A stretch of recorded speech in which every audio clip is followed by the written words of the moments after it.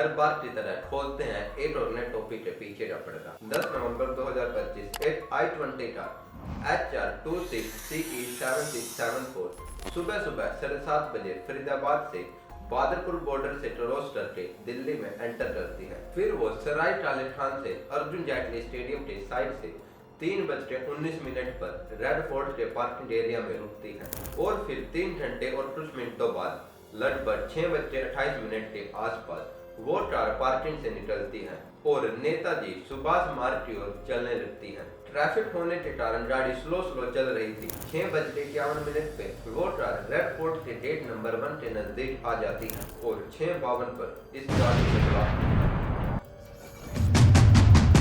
Blast इतना तेज था कि वहां के आसपास के लोगों के कान सुन हो गए। आखिर कैसे हुआ इस कार में ब्लास्ट? क्या ये कोई एक्सीडेंट था या कोई सोची समझी साजिश? आइए जानते हैं आज की इस वीडियो में।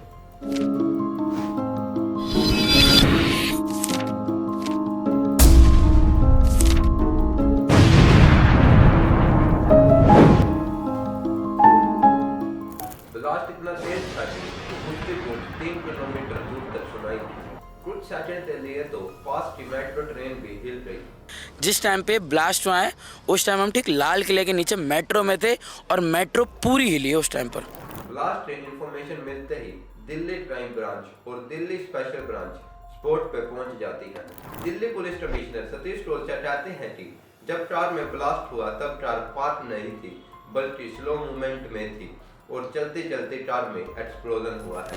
और फिर NIA नेशनल इन्वेस्टिगेशन एजेंसी और NSG नेशनल सिक्योरिटी गार्ड ने FSL फोरेंसिक साइंस लेबोरेटरी के साथ मिलकर इस ब्लास्ट की इन्वेस्टिगेशन शुरू कर दी। आसपास के सभी CCTV कैमरा चेक किए जाते हैं और पता लगाया जाता है कि यह कार कौन कौन से टोल प्लाजा से गुजरी थी।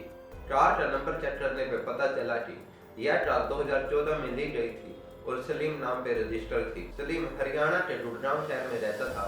जब पुलिस ने सलीम से कार के बारे में पूछताछ की तो उसने बताया कि मैंने ये कार देवेंद्र को बेच दी थी जो कि ओटला का रहने वाला था। देवेंद्र कहता है कि मैंने ये कार अंबाला के रहने वाले एक आदमी को बेच दी थी। उस आदमी ने ये कार जम्मू कश्मीर के अमीर को दे दी थी और फिर अमीर ने ये कार डॉक्टर मोहम्मद को दे दी थी और डॉक्टर उमर मोहम्मद फरीदाबाद में रहता था जहाँ से इस i20 कार का रूट शुरू हुआ था।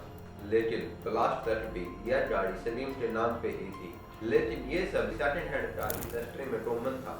लोग चंद पैसे बचाने के लिए गाड़ी कार्रवाई नहीं करते और फिर ऐसे ऐसे बड़े क्राइम का पार्ट बन जाते हैं। इसलिए जब भी आप कोई सेकंड हैंड कार खरीदे या बेचें गाड़ी कार्रवाई जरूर करें। 100 से भी ज्यादा CCTV फुटेजेस चेक की गई लेकिन ड्राइवर ने मास्क लगा रखा था इसलिए उसका फेस नहीं दिख पाया। लेकिन NIA ने इन्वेस्टिगेट किया। अंदाजा लगाया जा रहा है कि वो डॉक्टर उमर मोहम्मद ही था जिसने सुसाइड बॉम्बिंग की प्लानिंग की थी। इस ब्लास्ट में 9 लोग मारे जाते हैं और 20 से भी ज्यादा लोग घायल हो जाते हैं। घायल लोगों को पास के लोट नाइट हॉस्पिटल में एडमिट किया जाता है। ब्लास्ट के अगले दिन घायल हुए लोगों में से 3 लोग और मारे जाते हैं। मरे हुए लोगों के बॉडी के टुकड़े दूर दूर तक बिखर जाते हैं। ब्लास्ट के टाइम रेड फोर्ट के पास जैन मंदिर के कंपाउंड में बॉडी पार्ट्स उड़ उड़ के आ गए थे। इस ब्लास्ट ने 12 लोगों की हंसती खेलती जिंदगी छीन ली। आसपास की गाड़ियां, ऑटो रिक्शा और ई-रिक्शा को तहस नहस कर दिया। कुछ रिपोर्ट्स बताती है कि 6 कार, 2 ई-रिक्शा और 1 ऑटो रिक्शा इस ब्लास्ट की चपेट में आई थी। वहां के हादसों को सोच सोच के हाथ पैर कांपने लगते हैं। तो सोचो जिसने ये सब अपनी आंखों के सामने होता हुआ देखा है उन पे क्या बीत रही होगी। आसपास के एरिया के बच्चे तो बच्चे बड़े भी डर के मारे पूरी रात नहीं सोए। उत्तर प्रदेश, महाराष्ट्र, बिहार, केरला, चंडीगढ़, हरियाणा और राजस्थान को अलर्ट कर दिया गया है और सिक्योरिटी को बढ़ा दिया गया है।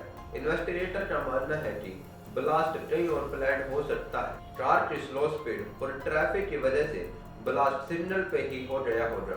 रेड फोर्ट के पार्किंग एरिया से ब्लास्टेड साइट तक कार से पहुंचने में सिर्फ 5-6 मिनट लगते हैं। लेकिन ट्रैफिक की वजह से इस i20 कार को 20 मिनट से भी ज्यादा टाइम लगा। इसलिए माना जाता है कि जहां ब्लास्ट हुआ है शायद वहां ब्लास्ट प्लान ही ना हो बल्कि और कहीं हो। इसलिए सिक्योरिटी इंक्रीज कर दी गई है ताकि दूसरा ब्लास्ट ना हो।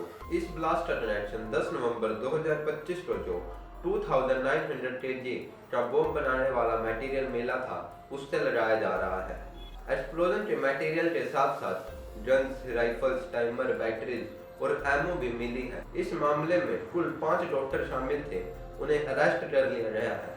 डॉक्टर मुजम्मल जानी 30 अक्टूबर को गिरफ्तार कर लिए जाते हैं क्योंकि इनके रेंटेड रूम से 2563 kg का एक्सप्लोजन मिलता है और 6 नवंबर 2025 को आदिल अहमद रैदर को जैश-ए-मोहम्मद टेरर ग्रुप के पोस्टर लगवाने के जुर्म में अरेस्ट कर लिया जाता है।